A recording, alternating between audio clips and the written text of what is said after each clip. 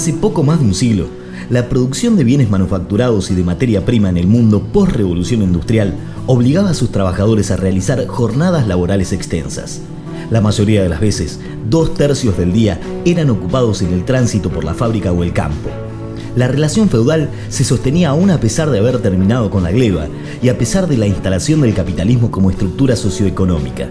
El genial Charles Chaplin se esforzó en representar la forma de producir en la no menos genial película Tiempos Modernos.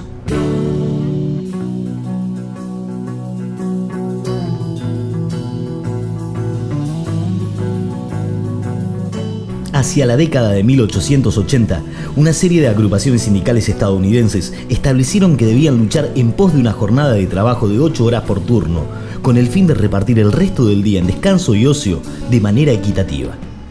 El 1 de mayo de 1886 fue elegido como el día en que una huelga pararía la producción en todo el país si el gobierno no legislaba a favor de la jornada de 8 horas.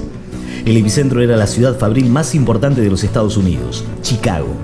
200.000 obreros iniciaron una medida de fuerza que se extendería por varios días, culminando en la llamada revuelta de Haymarket, donde la policía y los rompehuelgas contratados por las empresas se dedicaron a reprimir duramente a los manifestantes. Una bomba estalló en la plaza Haymarket y los agentes reprimieron a los huelguistas. Se estableció el toque de queda y se apresaron a varios trabajadores. 8 de ellos se llevarían la peor parte. 3 fueron a prisión perpetua y los 5 restantes fueron ejecutados en la horca luego de un juicio sumario en el que se violaron todas las normas procesales de forma y de fondo, tanto que llegó a calificarse como juicio farsa. El movimiento obrero los llamó los mártires de Chicago. Sus muertes y prisión no fueron en vano. La jornada de 8 horas fue legislada a fines del mismo mayo de 1886 y marcó un punto de inflexión en el movimiento obrero mundial. Los derechos de los trabajadores debían ser defendidos e impulsados por los propios trabajadores.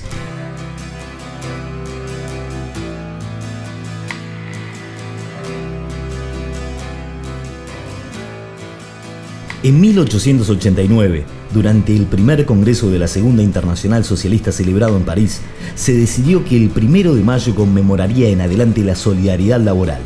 Desde entonces, la mayoría de los países del mundo, especialmente aquellos de pasado o presente socialista, celebran ese día a sus trabajadores.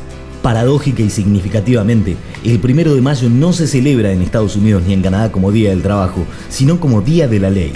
En esos países se otorgó a los trabajadores el primer lunes de septiembre, un día sin referente histórico ni connotación política, para celebrar su día.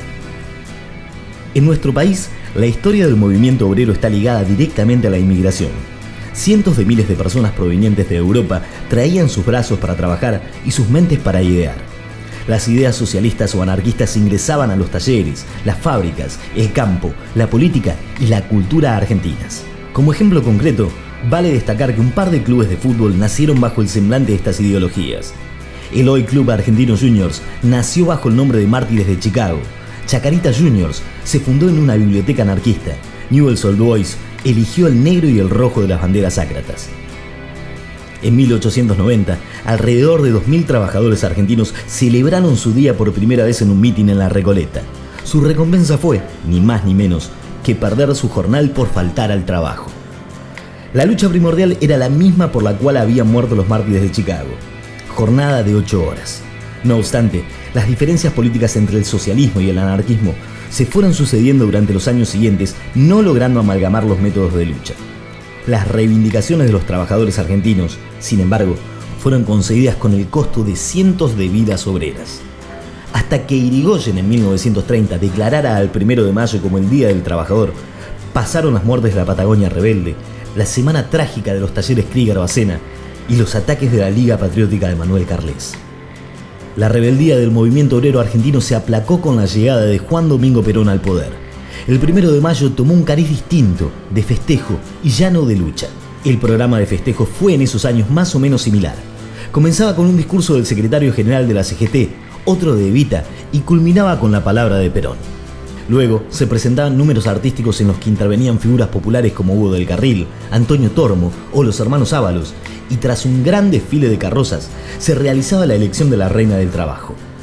Con la caída de Perón en el 55, los monumentales actos cayeron en el olvido. El significado del Día del Trabajador se sostiene aún en nuestros días, consagrando la figura de todos los que de un modo u otro ponemos nuestro esfuerzo para construir una mejor sociedad. Porque trabajar no solo implica producir, sino también crear, enseñar, alimentar, progresar. Por eso, debemos festejar nuestro día además de reflexionar sobre el rol que tenemos en la sociedad. Cada granito de arena, si se junta con otros, forman un desierto.